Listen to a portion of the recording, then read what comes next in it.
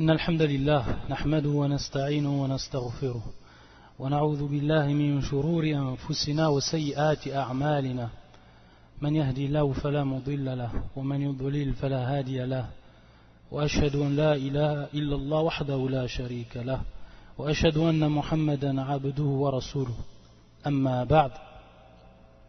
Donc on continue bi'idhnillahi ta'ala l'explication en langue française du livre Min Kunuz al-Qur'an al-Karim للشيخ العلامة عبد المحسن العباد حفظه الله تعالى ورعاه. On s'est arrêté à Surat Qaf.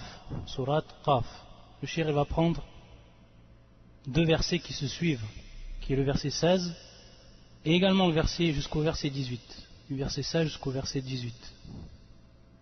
Donc trois versets. يقول الشيخ قوله تعالى ولقد خلقنا الإنسان ونعلم ما توسوس به نفسه ونحن أقرب إليه من حبل الوريد إذ يتلقى المتلقيان عن اليمين وعن الشمال قعيد ما يلفظ من قول إلا لديه رقيب عتيد وَلَقَدْ خَلَقْنَا الْإِنسَانَ وَنَعْلَمُ مَا تُوَسْوِسُ بِهِ نَفْسُهُ. Nous avons effectivement créé l'homme et nous savons ce que son âme lui suggère et nous sommes plus près de lui que sa veine jugulaire. وَنَحْنُ أَقْرَبُ إِلَيْهِ مِنْ حَبْلِ الْوَرِيدِ, de sa veine que sa veine jugulaire. Donc ici le terme employé مَا تُوَسْوِسُ بِهِ نَفْسُهُ, et qu'ils traduisent donc ici tout ce que son âme lui suggère, yani tout ce qui passe dans l'âme, tout ce qu'elle lui suggère. Et ensuite il dit Allah Azza wa Jal وَنَحْنُ أَقْرَبُ إِلَيْهِ مِنْ حَبْلِ الْوَرِيدِ, et nous sommes plus près de lui que sa veine jugulaire.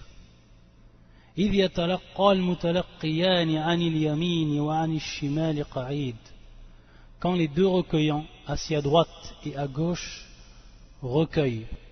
ما يلفظ من قول إلا لديه رقيب عتيد, il ne prononce pas une parole sans avoir auprès de lui un observateur prêt à l'inscrire. يقول الشيخ أخبر الله تعالى في هذه الآية الكريمة عن خلقه للإنسان وعلمه بسره وعلانيته وما يختلج في صدره كما قال الله عز وجل وليبتلي الله ما في صدوركم وَلْيُمَحِّصَ مَا فِي قُلُوبِكُمْ وَاللَّهُ عَلِيمٌ بِذَاتِ الصُّدُورِ. Donc le cheikh, il nous apprend ici et il nous cite qu'Allah Azza wa Jal, il a créé l'homme et il sait. C'est-à-dire qu'Allah Azza wa Jal nous informe qu'il a créé l'homme et qu'il sait qu'il a la science de ses secrets et de ce qu'il dit en secret et ce qu'il renferme en lui-même, et également ce qu'il dit publiquement et ce qu'il fait publiquement. C'est-à-dire tout ce qui se passe dans son cœur, à l'intérieur de lui-même, tout ce qui se passe à l'intérieur de lui-même, Allah Azza wa Jalla, il le sait. Que ce soit une pensée, ce qui arrive à l'intérieur de toi-même, ou les pensées qui passent en toi-même, Allah Azza wa Jalla, il sait tout de cela. Et ensuite il a cité ce verset وَلِيَبْتَلِيَ اللَّهُ مَا فِي صُدُورِكُمْ وَلِيُمَحِّصَ مَا فِي قُلُوبِكُمْ. Ceci afin qu'Allah éprouve ce que vous avez dans vos poitrines et qu'il purifie ce que vous avez dans vos cœurs. Et Allah connaît ce qu'il y a dans les cœurs. إِنَّهُ عَلِيمٌ بِذَاتِ الصُّدُورِ. Donc ici lorsqu'on dit bien sûr as-sadr qui est la poitrine, mais al-murad, c'est-à-dire ce qu'on veut ici, c'est bien sûr le cœur, ce qui se passe dans le cœur. Et il dit également, il cite un autre hadith, ou plutôt un autre verset, et il dit وَقَالَ وَأَسِرُّوا قَوْلَكُمْ أَوْ اجْهَرُوا بِهِ إِنَّهُ عَلِيمٌ بِذَاتِ الصُّدُورِ أَلَا يَعْلَمُ مَنْ خَلَقَ وَهُوَ اللَّطِيفُ الْخَبِيرُ. Que vous cachiez votre parole ou la divulguiez, il connaît bien le contenu des poitrines. إِنَّهُ عَلِيمٌ بِذَاتِ الصُّدُورِ. Donc on voit encore les poitrines. Le murad ici, bien sûr les cœurs, ce qu'il y a dans le cœur. أَلَا يَعْلَمُ مَنْ خَلَقَ وَهُوَ اللَّطِيفُ الْخَبِيرُ. Que vous cachiez votre parole à divulguer, il connaît bien le contenu des poitrines. Ne connaît-il pas ce qu'il a créé alors que c'est lui, compatissant, le parfaitement connaisseur. Al-Latifu, compatissant. Al-Khabiru, parfaitement connaisseur. C'est lui qui nous a créé, Allah Azza wa Jal. Il sait tout ce qui se passe à l'intérieur de nous-mêmes et à l'extérieur. Et également un autre verset qu'il cite, le shir, قُلْ إِن تُخْفُوا مَا فِي صُدُورِكُمْ أَوْ تُبْدُوا يَعْلَمْهُ اللَّهُ وَيَعْلَمُ مَا فِي السَّمَاوَاتِ وَمَا فِي الْأَرْضِ وَاللَّهُ عَلَى كُلِّ شَيْءٍ قَدِيرٌ قُلْ إِن تُخْفُوا مَا فِي صُدُورِكُمْ. Dis que vous cachiez ce qui est dans vos poitrines ou bien vous le divulguiez, Allah le sait. Il connaît tout ce qui est dans les cieux et sur la terre et Allah est omnipotent. Wallahu ala kulli shay'in qadir. Ensuite le cheikh va nous expliquer le verset suivant, ou plutôt la deuxième partie du verset, et qui est wa nahnu aqrabu ilayhi min habri al-walid, min habri al-warid. Et donc ils l'ont traduit de cette façon, c'est le sens, et nous sommes plus près de lui que sa veine jugulaire. On voit bien ici wa nahnu, nous. Allah Azza wa Jal, il emploie donc ce adad damir wa nahnu, c'est-à-dire donc wa nahnu aqrabu ilayhi. On va voir que c'est important. Il nous dit le shir qu'il y a eu deux tafsirs, que les savants ils ont donné deux explications par rapport à ce verset. Le premier tafsir qui nous est donné et que le shir cite, yaqul qurbuhu bil ilmi wal qudrati wal ihatati. Ça c'est la signification du verset. Wa nahnu aqrabu ilayhi min hablil warid. C'est-à-dire donc la proximité d'Allah Azza wa Jal de par sa science, bil ilm, de par sa puissance, bil qudra, et également de par ce qu'Allah Azza wa Jal enveloppe, ce qu'il encercle, ce qu'il recouvre, wa bil ihata. Et bien sûr tout ça c'est, comme c'est cité en premier, bil ilm, c'est-à-dire de par sa science, Allah Azza wa Jal. Ça c'est la première signification. Donc Allah Azza wa Jal ici, il dit wa nahnu aqrabu ilayhi. Et on sait Allah Azza wa Jal lorsqu'il parle de lui, il dit souvent dans le Coran wa nahnu, c'est-à-dire nous sommes. Et on sait bien qu'au niveau de la langue arabe, ça indique, lorsqu'on dit nous, ça donne de l'importance bien entendu à la personne qui va parler. Ça donne de l'importance à la personne qui va parler. Ça c'est au niveau de la langue arabe, lorsqu'on dit nahnu. Donc c'est un procédé linguistique. Wa nahnu aqrabu ilayhi min habril al-warid, tout simplement. Et c'est bien sûr pour répondre à une des choubouat que certains chrétiens disent. Ils disent lorsque Allah Azza wa Jal, il dit dans le Coran, dans votre Coran, nahnu. Donc il parle au pluriel. Donc il faut savoir répondre à cette choubouat. C'est tout simplement un procédé linguistique. C'est-à-dire, à titre d'exemple, lorsqu'un roi parle, lorsqu'une personne importante elle parle, au niveau de la langue arabe, elle parle au pluriel. Elle dit nahnu fa'alna kada, c'est-à-dire nous avons fait cela, etc. Donc c'est un procédé linguistique qui est repris ici dans le Coran. Taïb, ça c'est la première chose. Et donc c'est dans ce sens que va la première signification. Ensuite la deuxième signification qui est donnée, qurb al-malaika, c'est-à-dire le maqsoud ici, al-malaika, les anges. Et il nous dit le shir que à partir de là, si on donne cette signification, ou si on prend cette signification, ce tafsir, pour dire que ce sont les anges qui sont aussi proche de l'homme que sa veine jugulaire, alors il donne un autre verset qui va dans le même sens. Et qui est la parole d'Allah Azza wa Jalla la suivante. وَنَحْنُ أَقْرَبُ إِلَيْهِ مِنْكُمْ وَلَكِنْ لَا تُبْصِرُونَ وَنَحْنُ أَقْرَبُ إِلَيْهِ مِنْكُمْ وَلَكِنْ لَا تُبْصِرُونَ. Et que nous sommes plus proches de lui que vous qui l'entourez, bien entendu. Mais vous ne le voyez point. Ou mais vous ne voyez pas cela, c'est-à-dire cette proximité. Donc ça irait dans le même sens que cette parole-là, ou ce tafsir qui est donné lorsqu'on dit al-malaika. ذكر التفسيرين ابن القيم في مختصر الصواعق. C'est-à-dire que Ibn al-Qayyim, c'est lui qui a rapporté, ou il est parmi les savants qui ont rapporté ces deux tafsirs dans son livre intitulé Mukhtasar al-Sawa'iq. ورجح الثاني منهما واستدل له ورجح أيضا ابن كثير في تفسيره.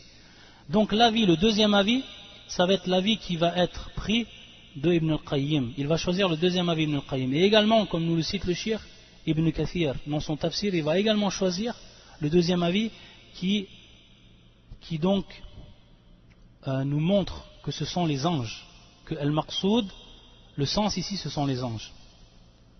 Et bien sûr, pour qu'ils choisissent un des tafsirs, il faut des preuves. Il faut qu'ils s'appuient donc sur des preuves, et c'est ce que va nous citer le shir. Ensuite, il dit وَاقْتَصَرَ عَلَى الْأَوَّلِ مِنْهُمَا ابن أبي زيد في مقدمة رسالته. Et il dit également que ceux qui ont rapporté ce tafsir, parmi eux, le grand savant Ibn Abi Zayd, dans sa muqaddima, fi muqaddimati risalati. C'est-à-dire, vous savez que Ibn Abi Zayd faisait partie des grands savants, et des savants malikites, Al-Qayrawani, et il a écrit un livre qui a eu, on va dire, un très grand succès dans le monde musulman. Un très grand succès dans le monde musulman, ce livre, et qui s'appelle en fait Ar-Risala, qu'il a intitulé Ar-Risala. Donc un livre qui est présent. Il faut savoir que ce livre-là, à l'époque, à Bagdad, et dans beaucoup de pays, il s'achetait, son poids s'achetait au prix d'or, tellement qu'il avait de la valeur, ce livre. Et qui est donc un mukhtasar, c'est-à-dire que Ibn Abi Zayd, dans ce livre, il va tout simplement parler du fiqh, c'est-à-dire des différentes abwab al-fiqh, des différents chapitres du fiqh, birtisar, c'est-à-dire en résumé, suivant le madhab al-maliki, suivant le madhab de l'imam Malik. Taïb. Et il faut savoir qu'il a fait une muqaddima à son livre, c'est-à-dire une présentation, une introduction. Et cette introduction, elle traite de la croyance. Cette introduction, elle traite notamment de la croyance, et principalement de la croyance. Et le shir lui-même, Shir Abdel Mohsin al-Abbad, il l'a expliqué. Il a expliqué durant une quinzaine de jours, alhamdoulilah, je peux assister à cette explication, de cette muqaddima. Donc il a expliqué le muqaddima, il l'a expliqué mot à mot, et qui donc relève de la croyance. Et même ensuite, il y a un livre qui est sorti, et qui est présent, où il a donc écrit ce qu'il avait expliqué en rajoutant beaucoup de choses également. Donc dans ce livre et dans cette muqaddima, lorsqu'il a parlé donc de ce point-là, Ibn Abi Zayd, il a tout simplement lui pris le premier avis, tout simplement. Il a pris le premier avis, il n'a cité que le premier avis, et donc qui est la proximité d'Allah Azzawajal de par sa science, de par sa puissance, sa capacité, subhanahu wa ta'ala. Il dit وَقَدْ جَاءَ فِي الْقُرْآنِ الْكَرِيمِ ذِكْرُ الضَّمِيرِ بِاللَّفْظِ التَّعْظِيمِ وَالْمُرَادُ بِهِ الْمَلَائِكَةِ كما في قول الله عز وجل فإذا قرأناه فاتبع قرآنه. Ça c'est في سورة القيامة, c'est le verset 18. Il nous dit donc que الضمير qui est ici نحن, الضمير ici qui est نحن, جاء باللفظ التعظيم, c'est-à-dire que on veut par là التعظيم, c'est-à-dire la grandeur. والمراد به الملائكة, et on veut par là الملائكة, c'est-à-dire les anges. On veut par là les anges. Et il va prendre comme preuve le verset suivant. فَإِذَا قَرَأْنَاهُ فَاتَّبِعْ قُرْآنَهُ. فَإِذَا قَرَأْنَاهُ فَاتَّبِعْ قُرْآنَهُ. C'est-à-dire, quand donc nous le récitons, suit sa récitation. Et qui c'est bien sûr qui a récité? Il nous dit le shir, qui c'est qui a récité? وَالَّذِي قَرَأَهُ عَلَى الرَّسُولِ صلى الله عليه وسلم جِبْرِيل. C'est pas Allah qui a récité directement le Coran, ou qui a dit sa parole directement au prophète, mais c'est Jibril qui était l'intermédiaire entre Allah Azzawajal et son prophète, et le prophète d'Allah, c'est lui qui était l'intermédiaire, et c'est lui qui est venu apprendre au prophète le Coran. Et on sait que durant les nuits de Ramadan, il venait pour réviser avec lui, et pour qu'il revoie le Coran. Il faisait ça durant les nuits du Ramadan, Jibril. Et on sait qu'à ce moment-là, le prophète sallallahu alayhi wa sallam était des plus généreux. Ajwadun nas, dans ce temps-là. Ala kulli hal, on s'aperçoit ici qu'il est cité فَإِذَا قَرَأْنَاهُ. Donc ici, ضَمِير مُتَّصِل, bariz, ضَمِيرٌ مُتَّصِل. Et c'est qui se traduit ici فَإِذَا قَرَأْنَاهُ فَاتَّبِعْ قُرْآنَهُ. Donc on voit ici que le ضَمِير المتصل et qui traduit ici nahnu, c'est pour ça qu'on le traduit, on le cite, la traduction de la signification, quand donc nous le récitons, suit sa récitation, donc nous le récitons, et le maqsoud ici c'est Jibril. Donc ça c'est présent dans le Coran, qu'Allah Azzawajal il emploie nous, donc que ce soit muttasil ou munfasil, que ce soit rattaché ou que ce soit non rattaché, à la kulli hal, il emploie le terme nahnu, il veut dire par là les anges, comme c'est ici l'exemple qui est clair dans ce verset. فَإِذَا قَرَأْنَاهُ فَاتَّبِعْ قُرْآنَهُ. quand nous le récitons, on suit sa récitation. Taïb. Wa qawluhu, c'est-à-dire encore un autre verset qui vient prouver cela. فَلَمَّا ذَهَبَ عَنْ إِبْرَاهِيمَ الرُّوحُ وَجَاءَتْهُ الْبُشْرَى يُجَادِلُنَا فِي قَوْمِ لُوطٍ. يُجَادِلُنَا فِي قَوْمِ لُوطٍ. Ça c'est surat Hud, et c'est le verset 74. Lorsque l'effroi eut quitté Ibrahim et que la bonne nouvelle lui atteint, voilà qu'il discuta avec nous en faveur du peuple de Lot. وَجَاءَتْهُ الْبُشْرَى يُجَادِلُنَا فِي قَوْمِ لُوطٍ. يُجَادِلُنَا. Donc on voit ici encore un damir muttasil, et qui veut dire nahnu, qui veut dire ici nahnu, yani yujadiluna nahnu. Bien sûr, Adam, on a maf'ul bih. Maf'ul bih, ici il est en complément. Ici il est en complément. Ala kulli hal, ça veut dire, on traduit yujadiluna nahnu, qui est traduit par le damir al-muttasil nahnu. Et qu'est-ce qu'on veut dire par là, ou qu'est-ce qu'Allah Azza wa Jalla veut dire par là? Bien sûr, les anges. Ce sont les anges qui sont venus voir Ibrahim, comme vous le savez, comme vous connaissez l'histoire. Et c'est donc avec les anges qu'Ibrahim il a parlé. Et alors qu'Allah Azza wa Jalla il dit yujadiluna, avec nous, et qu'il discuta avec nous en faveur du peuple de Lot. Donc on voit ici que Allah Azza wa Jalla a employé le même procédé au niveau de la langue, mais al-maqsoud sans khilaf, c'est-à-dire sans aucune ambiguïté ou sans aucune divergence, c'est bel et bien les anges. On voit encore une fois qu'Allah Azza wa Jalla a employé le terme qui veut dire, ou qui traduit nahnu, et il veut dire par là al-malaïka. Comme yaqul le shir, wa huwa innama jadala al-malaïka. Il cite encore un autre verset qui va dans ce sens. Donc ça c'est une déjà des preuves que va citer Ibn al-Qayyim dans son livre. Taïb. Donc ici on a une preuve que nahnu ce n'est pas gharib, ce n'est pas étrange, qu'Allah Azza wa Jalla utilise nahnu sous ses différentes formes, que ce soit damir muttasil ou damir munfasil, et qu'il veut dire par là al-malaïka. Ça c'est la première chose.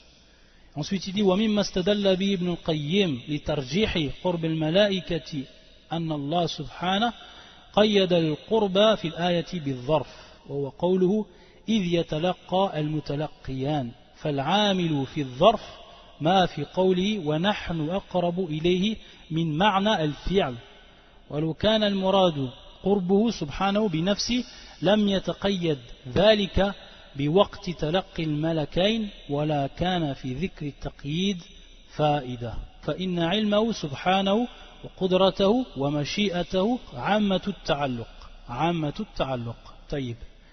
Le shir également, il nous rapporte donc l'argumentation, il rapporte l'argumentation, une deuxième argumentation de Ibn al-Qayyim, pour dire que c'est bien al-marna ici al-malaïka. Et c'est l'avis de shir Abdel Mohsin. Il dit que, regardez bien dans le verset, si on revient maintenant sur le verset pour bien comprendre ce qu'il est en train de nous dire, et c'est vrai que c'est une argumentation qui est très forte du verset même.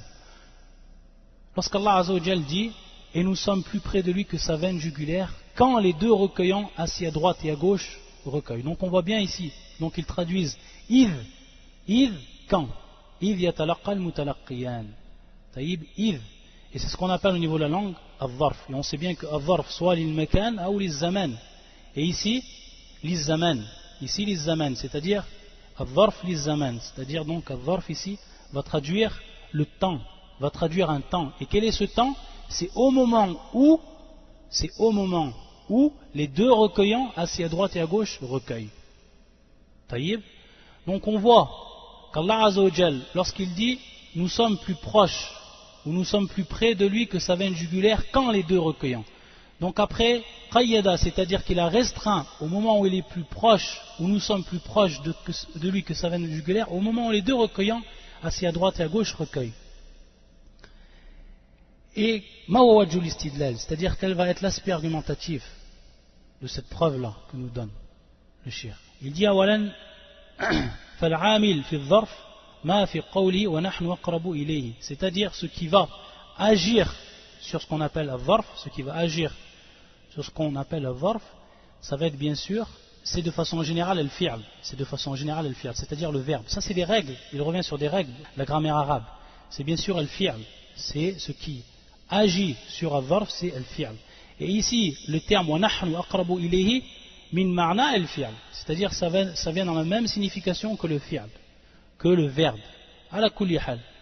sans rendre la chose trop difficile, il faut tout simplement savoir que ce qui va agir par rapport à ce qu'on pourrait traduire préposition, c'est-à-dire quand et qui, une préposition propre au temps, quand les deux recueillants assis à droite et à gauche recueillent, ce qui va agir dessus c'est à la base un verbe.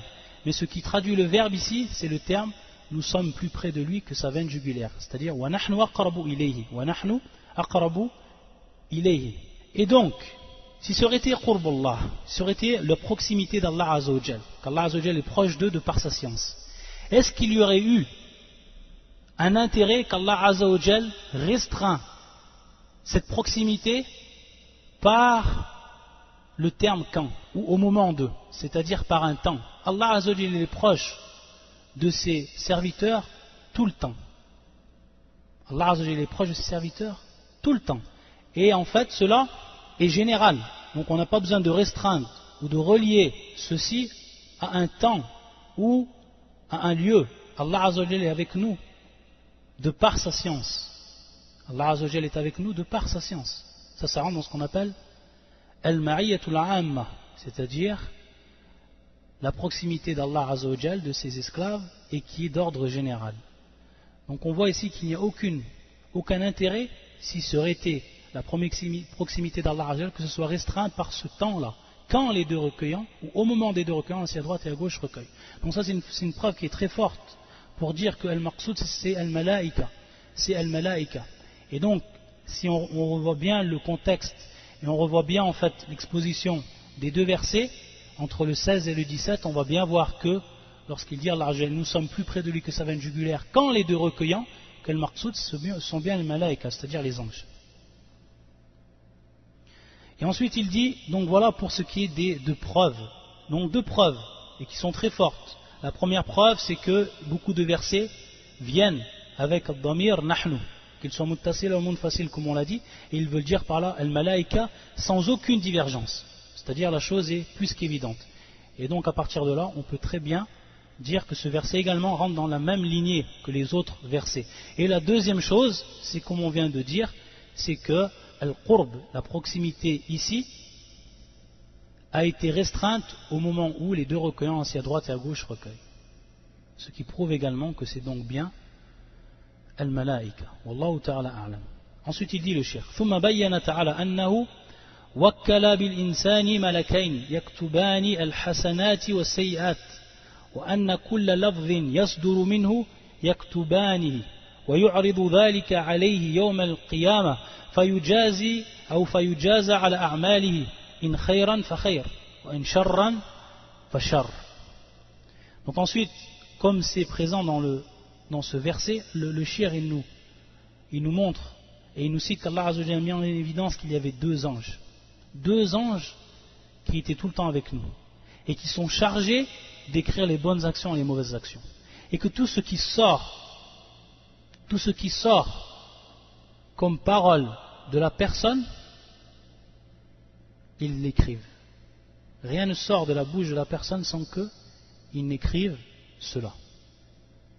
Donc al-lafz, ici le terme wa anna kulla lafzin kama fi al-Qur'an ma yalfidhu, ici al-fi'l, le verbe ma yalfidhu min qawlin illa ladayhi raqibun atid. Donc c'est chaque parole. Et on va voir également ce que disent les savants par rapport à cela. Quelle est la parole, ou quelles sont les catégories de paroles divergence? On va voir également ici. Et donc, à partir de là, ils seront rétribués par rapport à cela. Donc s'il y a un bien, alors ce sera un bien, et s'il y a un mal qui sort, ce sera donc un mal au niveau de la rétribution. Ensuite, il rapporte une parole de Cheikh Mohammed al-Amin al-Shanqiti, rahmatullah alayh, fi kitabi adwa il-bayan, qu'on ne présente plus, tellement qu'on a présenté durant ces cours, qui sont tafsir. Il nous dit وَقَدْ دَلَّتَ الْآيَةُ الْكَرِيمَةُ عَلَى أَنَّ مَقْعَدَ أَحَدِهِمَا عَنْ يَمِينِهِ وَمَقْعَدَ الْآخَرَ عَنْ شِمَالِهِ. Donc dans ce verset, il y en a un qui est assis à la droite et il y en a un qui est assis à la gauche. Taïb. Et donc celui qui est assis à la droite, c'est celui qui va écrire les bonnes actions. Celui qui écrit, qui est à la gauche, c'est celui qui va écrire les mauvaises actions.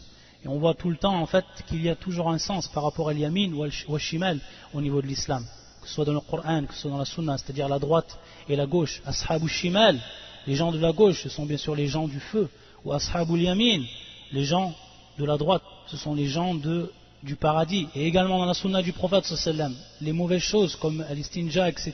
Lorsqu'on se lave les parties, on se lave avec les mains gauches. Et pour les bonnes choses également, on utilise la main droite, que ce soit pour manger, etc. Donc on voit au niveau de l'islam que la droite et la gauche ont une importance et qu'elles veulent dire à plusieurs niveaux beaucoup de choses. Et donc ici on voit encore al-yamin wal-yasar, c'est-à-dire al-shimal, la droite et la gauche, que ce soit pour les deux anges, qu'ils ont tout simplement leur place. Il revient ensuite le shir, il dit wal-qa'id qala ba'duhum ma'na wal-qa'id, al-qa'id, c'est-à-dire celui qui est assis, tout simplement. Al-qa'id, bima'na al-qa'id, al-qa'id, donc à la wazn fa'il, et qui veut dire ici, ou qui traduit al-wazn al-thani, qui est al-fa'il, tout simplement. Donc celui qui est assis. Wal-adhar anna ma'nahu al-muqa'id, à la wazn al-mufa'il. Tout simplement également, c'est au niveau ici de la langue. Ça revient à sarf, ce qu'on appelle le sarf. Ce n'est plus du nahu, ici c'est du sarf. Ala kulli hal, le shir tout simplement il dit que al-ma'na al-muqa'id, il voit que c'est le muqa'id. Wal-mufa'il, c'est bien sûr minna al-musharaka, c'est-à-dire qu'il y a une association entre deux personnes. Donc c'est tout simplement ici, ça traduit le fait que la personne s'assoit de manière awalan continuelle et qu'elle s'assoit avec une autre personne. Donc l'ange ici s'assoit avec qui? Ou les deux anges s'assoient avec qui? Avec la personne, sont assis auprès de la personne. La personne, al-mukallaf, la personne qui est responsable de ses actes, est responsable de ses paroles. Et donc, qu'elles sont donc écrites. Contrairement bien sûr au sabi, contrairement également al majnoun, contrairement al naïm, c'est-à-dire celui qui dort, celui qui est fou, le jeune, le petit, c'est-à-dire qui n'a pas encore la responsabilité. Bien sûr ici, al-qalam, c'est-à-dire la plume est relevée, c'est-à-dire qu'on n'écrit pas leur action, contrairement donc al-mukallaf. Et il nous dit وَقَدْ يَكْثُرْ فِي الْعَرَبِيَّةِ إِطْلَاقُ الْفِعْلِ وَإِرَادَةُ الْمُفَاعِلِ كَالْجَالِسِ بِمَعْنَى الْمُجَالِسِ وَالْأَكِلِ بِمَعْنَى الْمُآكِلِ. Simplement il donne des exemples à cette règle linguistique et il nous dit que beaucoup de termes qui sont employés à la wazn fa'il comme al-jalis ou comme al-akil, ils veulent dire par là al-mujalis pour ce qui est d'al-jalis, donc toujours à la wazn al-mufa'il. Al-jalis, al-mujalis, donc celui toujours qui s'assoit avec toi. Al-mujalis, tout le temps celui qui s'assoit avec toi. Ou al-akil, bimarna al-mu'akil, c'est-à-dire celui yusharikuk fil akl, c'est-à-dire celui qui mange avec toi. Al-akil, celui qui mange avec toi et qui donc s'associe avec toi dans la nourriture. Et ce qu'on appelle donc al-mu'akil. Et bien sûr ça de façon plus que fréquente. وقال بعضهم القاعد هنا هو الملازم. الملازم, qu'est-ce que ça veut dire? وكل ملازم دائما وغالبا يقال له قاعد. C'est-à-dire également au niveau de la langue arabe, ça c'est bien de prendre un petit peu des informations et prendre un peu de science au niveau de la langue arabe. Il faut savoir que le terme qa'id, lorsqu'on dit qu'une personne est qa'id, on veut dire al-mulazim. C'est-à-dire que toute personne qui accompagne une autre personne, qui est continuellement avec elle, qui est inhérent à elle, tout le temps elle est avec elle, chaque fois qu'on le voit, comme si elle vivait avec elle, chaque fois qu'on va la voir, on la voit avec cette personne-là, on l'appelle au niveau de la langue arabe al-qa'id, et qui veut dire al-mulazim, taïb. Et ce terme-là, on l'emploie également par rapport lorsqu'un élève, il s'assoit de manière continuelle avec un shir, et qu'il accompagne toujours un shir. On dit wa mulazimun lahu, wa lazama shir. Souvent on voit ça. C'est-à-dire, lorsqu'on voit une tarjama, la vie par exemple d'un savant, on voit que durant sa jeunesse, on utilise ce terme, on dit la zamaou fulan, ou shir, ou l'allama, c'est-à-dire qu'il a continuellement été avec un des shirs, qu'il a pris la science avec lui de manière continuelle. À chaque fois qu'il s'assoyait, il s'assied avec lui. À chaque fois qu'il faisait des duros, il était avec lui. Donc on appelle ça le mulazim, et donc on l'appelle également le qa'id au niveau de la langue arabe. Donc tout ça, ça revient à la langue arabe. Et bien sûr, c'est en relation avec le verset, parce que le terme employé ici, pour désigner les deux anges, c'est qa'id. Et également, il nous dit, et c'est également un autre procédé linguistique, ça nous permet encore de comprendre plusieurs procédés qui se trouvent dans la langue. Il dit, وَالْمَعْنَى عَنِ الْيَمِينِ قَعِيدُ وَعَنِ الشِّمَالِ قَعِيدُ فَحُذِفَ الْأُولَى أو الأول فحذف الأول بدلالة الثاني عليه هو أسلوب عربي معروف. Également, on voit que dans la langue arabe, si on reprend maintenant le verset, taïb, il dit Allah Azza wa Jal, إِذْ يَتَلَقَّى الْمُتَلَقِّيَانِ عَنِ الْيَمِينِ وَعَنِ الشِّمَالِ قَعِيدٌ. Qu'est-ce que veut dire en fait? Ou si on donnait l'explication, c'est tout simplement عَنِ الْيَمِينِ, qa'id, c'est-à-dire celui qui est sur la droite, il est assis, il reste tout le temps avec la personne. Wa 'ani shimali qa'id, également celui qui est sur la gauche, il est également assis. Qu'est-ce qu'on fait au niveau de la langue arabe? Ça c'est donc un procédé, comme dit le shir, c'est un procédé linguistique arabe, littéraire, et qui est connu dans la langue. C'est-à-dire que il est sous-entendu dans le verset Anil Yamini Qa'id ou Anil Shimali Qa'id. Taïb, qu'est-ce qu'on fait? On efface le premier terme, c'est-à-dire Anil Yamini Qa'id, Qa'id on l'efface. Donc on dit Anil Yamini ou Anil Shimali Qa'id et on laisse le deuxième. Pourquoi? Parce que le deuxième va nous indiquer, le deuxième terme va nous indiquer la présence du premier terme. Donc tout simplement, min bab at-takhfif, c'est-à-dire pour simplifier au niveau de la langue et pour que ça soit moins lourd, ça aurait été bien sûr plus lourd si on aurait dit anil yamini qa'id ou anil shimali qa'id. Donc pour alléger la langue arabe, et c'est un procédé que l'on trouve beaucoup, que ce soit dans le Coran ou dans la langue arabe de façon générale, donc on efface le premier terme. Pourquoi? Parce que le deuxième terme va nous indiquer sa présence. Il a été effacé, mais le deuxième terme nous indique sa présence. Donc on n'a pas besoin de le citer. Donc c'est min bab at-takhfif, c'est pour alléger. Donc ici, anil yamini wa anil shimali qa'id, et ma'na anil yamini qa'id wa anil shimali qa'id. C'est-à-dire que les deux ils sont assis et les deux ils sont continuellement avec l'homme. Ce n'est pas seulement celui qui est à sa gauche, anil shimali qa'id, mais également celui qui est à sa droite. Ensuite, il va nous citer al-irtilaf par rapport à ce qui est écrit. Qu'est-ce qu'on écrit? Qu'est-ce que les anges ils écrivent? يقول وقال اعلم أن العلماء اختلفوا في عمل الجائز الذي لا ثواب ولا عقاب عليه هل تكتبه الحفظة أو لا أم لا. Il nous dit Cheikh que les gens ou les savants ont divergé par rapport à l'acte qui est permis, al-mubah, l'acte qui est permis, c'est-à-dire un acte qui est permis au niveau de la religion, c'est un acte qui ne va pas avoir de récompense et un acte qui ne va pas avoir de quoi? De châtiment. Donc les savants, ils ont divergé. Est-ce que cet acte-là, il est écrit par les anges ou pas? Sachant qu'il n'y a pas, il n'engendre aucune récompense et aucun châtiment. فقال بعضهم يكتب عليه كل شيء حتى الأنين في المرض. Certains savants disent qu'on écrit tout, que les anges ils vont tout écrire. Jusqu'à que le gémissement, la plainte durant la maladie. Vous savez que lorsque la personne a une maladie, il sort de lui des gémissements, des plaintes. Taïb. Ils disent les savants, ou une partie des savants, qui est l'un des avis, ils disent que même cela, il est écrit par les anges. Yuktab. Et il dit, وَهَذَا الظَّاهِرْ قَوْلِهِ, c'est-à-dire c'est en apparence la parole qui est citée par Allah Azza wa Jalla dans ce verset même, مَا يَلْفِظُ مِنْ قَوْلٍ إِلَّا لَدَيْهِ رَقِيبٌ عَتِيدٌ. Donc on voit bien, également ici on revient à la langue arabe, regardez à chaque fois donc on est en train d'expliquer le Coran, on est en train à chaque fois de revenir à la langue arabe, d'où l'importance de la langue arabe, l'importance d'apprendre la langue arabe. On a déjà dit à la base que c'était une obligation, on voit ici, on le voit de nous-mêmes, son caractère obligatoire. Comment tu vas comprendre le Coran si tu ne reviens pas à la langue arabe? Et on a vu, durant beaucoup de cours, que lorsqu'on revenait à la traduction,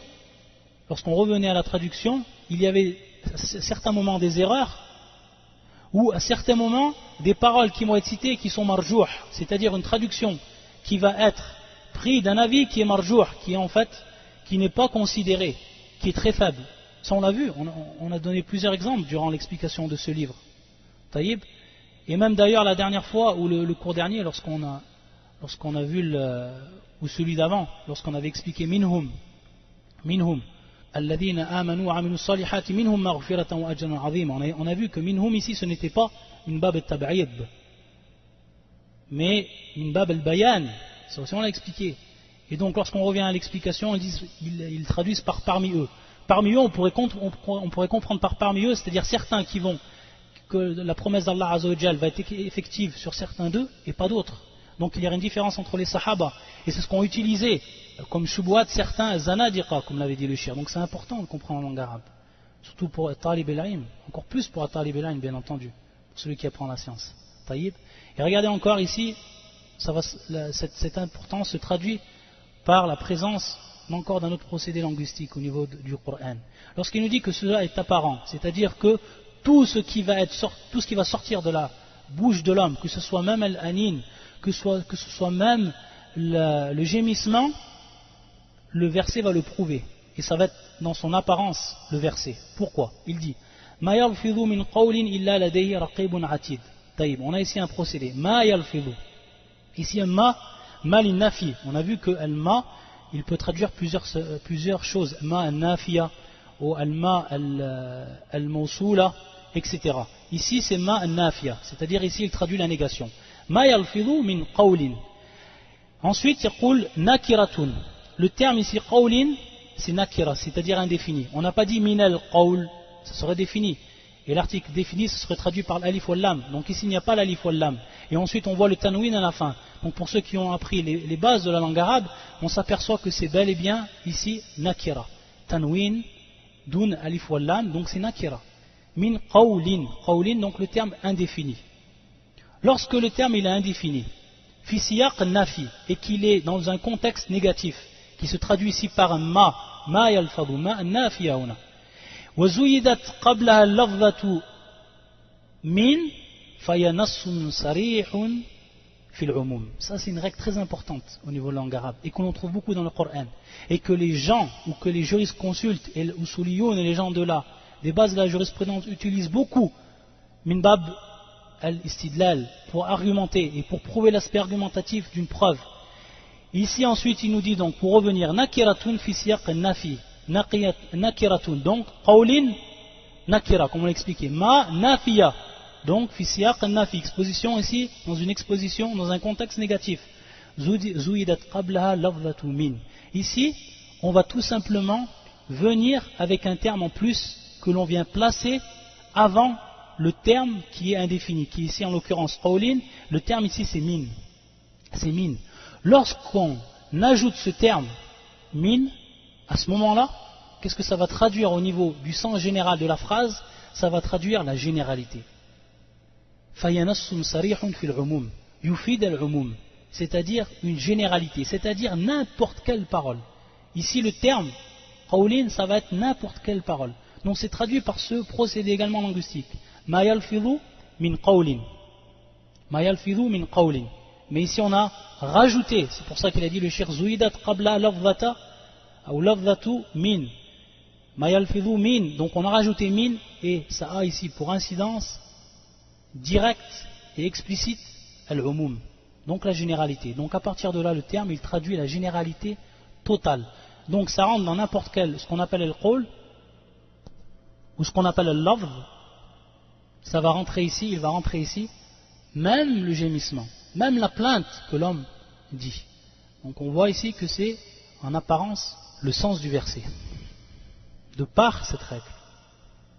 Donc regardez encore une fois l'importance de la langue arabe. Wallah al-musta'an. Ensuite le shir, il nous donne le deuxième avis des savants, qui disent La yuktab min al-a'mali illa ma fihi thawabun aw iqab. فالذي يقولون لا يكتب إلا ما فيه ثواب أو عقاب والذي يقولون يكتب الجميع متفقون على إسقاط ما لا ثواب فيه ولا عقاب إلا أن بعضهم يقولون لا يكتب أصلا وبعضهم يقولون يكتب أولا ثم يمحى.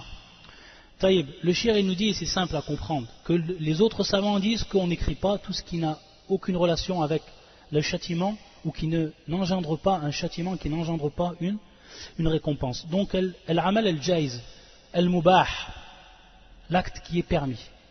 L'acte qui est permis. Taïb. Donc les autres savants disent qu'on n'écrit pas ces actes-là. Tout ce qui est écrit par les anges, c'est tout simplement ce qui engendre une récompense ou un châtiment.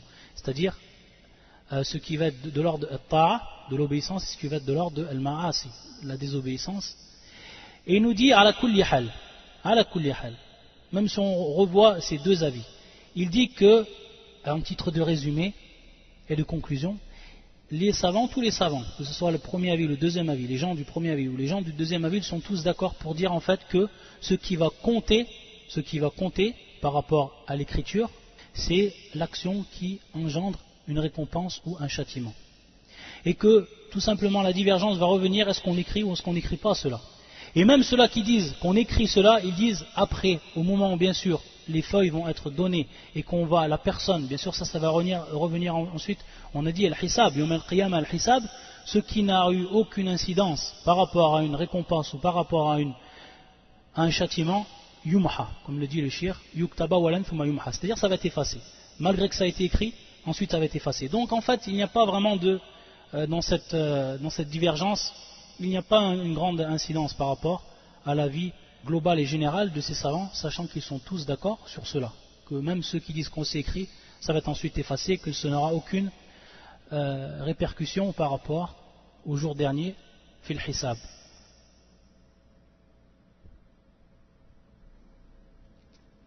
Taïb. Fi surat al-Tur, le shir il a choisi le verset 21. قوله تعالى والذين آمنوا واتبعتهم ذريتهم بإيمان ألحقنا بهم ذريتهم وما ألتناهم من عملهم من شيء كل امرئ بما كسب رهين والذين آمنوا واتبعتهم ذريتهم بإيمان ceux qui ont cru et que leurs descendants auront suivi dans la foi, c'est-à-dire les descendants de ces gens-là les auront suivis dans la foi. Al-haqna bihim dhurriyatahum. Nous ferons que leurs descendants les rejoignent. Wama alatnahum min amalihim min shay. Wama alatnahum min amalihim min shay. Et nous ne diminuerons en rien le mérite de leurs œuvres, chacun étant tenu responsable de ce qu'il aura acquis. Kullu mri'in bima kasaba rahin. Ça c'est le surat 21. Il nous dit le shir, في هذه الآية الكريمة بيان تفضل الله عز وجل على الآباء والأبناء من أهل الجنة الذين تفاوتت منازلهم فيتفضلوا على الأبناء برفعهم إلى منازل أبائهم ويتفضلوا على الآباء بأن تقر أعينهم أو أعينهم لمرافقة أبنائهم دون أن ينقص الآباء شيئا من ثوابهم ولهذا قال وما ألتناهم من عملهم من شيء. Donc il nous cite le shir ici que dans ce verset Allah Azza wa Jal nous montre sa grâce, qu'il a fait grâce aux pères et aux enfants. Et ça c'est une bouchra, ça c'est une grande nouvelle, une grande annonce aux croyants. Une grande annonce aux croyants, subhanallah. Et regardez encore la grâce d'Allah Azza wa Jal. Et ça c'est simple à comprendre du verset. Il nous dit le shir qu'Allah Azza wa Jal a fait grâce aux pères et aux enfants. Comment cela? Min ahlil jannah, bien entendu. Ici taqid min ahlil jannah, c'est-à-dire ceux qui font partie du paradis. Et comment cela? C'est-à-dire que les enfants sont rentrés dans le paradis, c'est-à-dire qu'ils les ont suivis. On voit dans le verset qu'ils les ont suivis dans leur foi, ils ont suivi les pères dans leur foi. Les pères sont rentrés au paradis et les enfants sont rentrés au paradis. Et ensuite, à partir de là, il va avoir encore une autre grâce d'Allah Azza wa Jal. Il va encore avoir une autre miséricorde d'Allah Azza wa Jal. Comment elle va se traduire? D'un côté, sachant bien sûr que il va avoir pour ceux, également ça aussi c'est un autre cas, pour ceux qui ont eu des degrés différents. Pour le père et le fils, à titre d'exemple, qui ont eu le même degré dans le paradis, bien sûr cela ne va pas être effectif.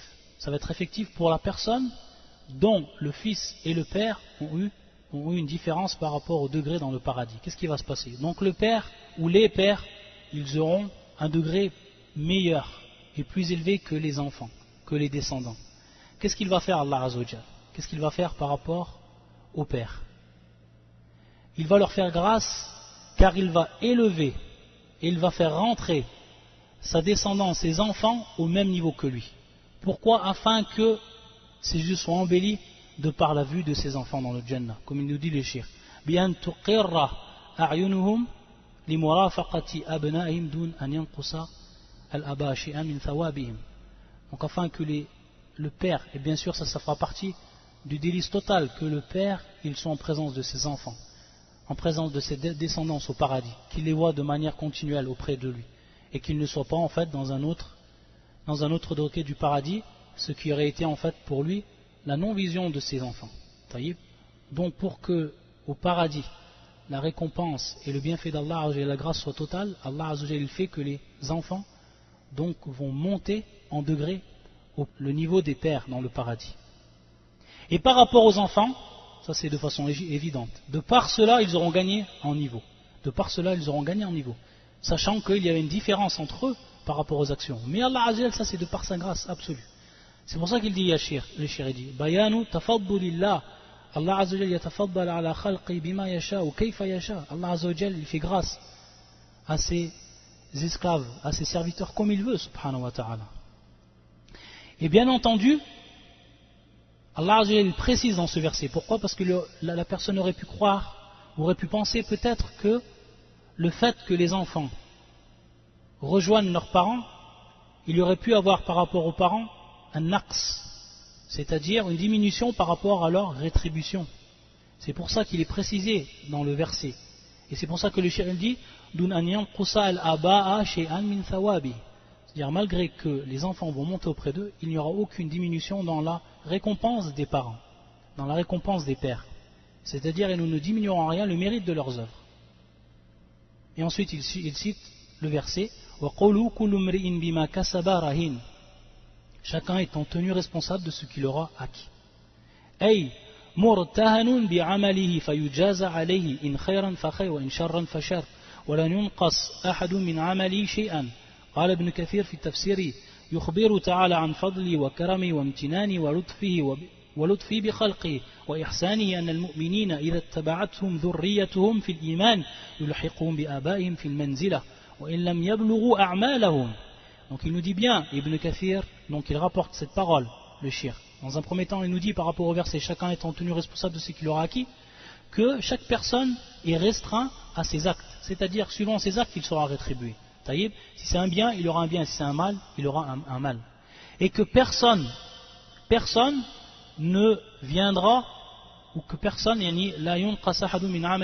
c'est-à-dire qu'il n'y aura pas de diminution par rapport aux actes. Aucune injustice sera faite aux personnes.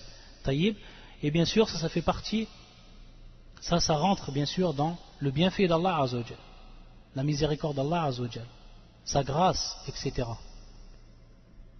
Et il nous dit ensuite que ceux qui ont suivi la foi de leurs parents, les enfants qui ont suivi la foi de leurs parents, alors ils rentreront avec eux dans le paradis. Donc Allah Azza wa Jal va les réunir dans ce qui est de meilleur. C'est-à-dire qu'il n'a pas fait descendre les pères au niveau des enfants, mais les enfants il les a fait monter au niveau des pères. Taïb. Et donc ça, c'est de la meilleure des façons, sous le meilleur des aspects, Allah Azza wa Jal les a réunis.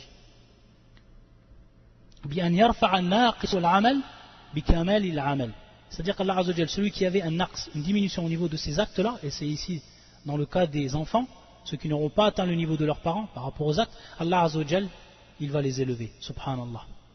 Et donc ici, lorsqu'on a cité ce verset, ou le verset précédent, le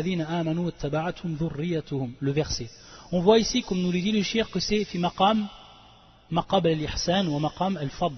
C'est-à-dire ici que ça relate de la bienfaisance d'Allah Azza wa Jal, de sa grâce. Donc ça ici, maqam al-fadl. Par contre, le verset qui a suivi, kullu mri'in bima kasaba rahin, c'est-à-dire que chacun étant tenu responsable de ce qu'il aura acquis, hada maqam al-adl. Maqam al-adl. Ici, c'est donc un niveau de justice. Maqam al-adl, une situation qui relate la justice. Alors que l'autre situation, ou que l'autre état, c'est un état donc de maqam al-fadl. Par contre, dans ce verset-là, kullu mri'in bima kasaba rahin, c'est un état de justice. Et ensuite, donc, il va continuer à citer, comme le shir l'a expliqué, et comme donc on l'a traduit, cette parole et ce verset-là. Et donc, on voit ici encore, subhanallah, la grâce d'Allah Azza wa Jal qui est immense envers ses créatures. Subhanallah. Subhanakallahumma bihamdika. Ashhadu an la ilaha illa anta. Astaghfiruka wa atubu ilayk.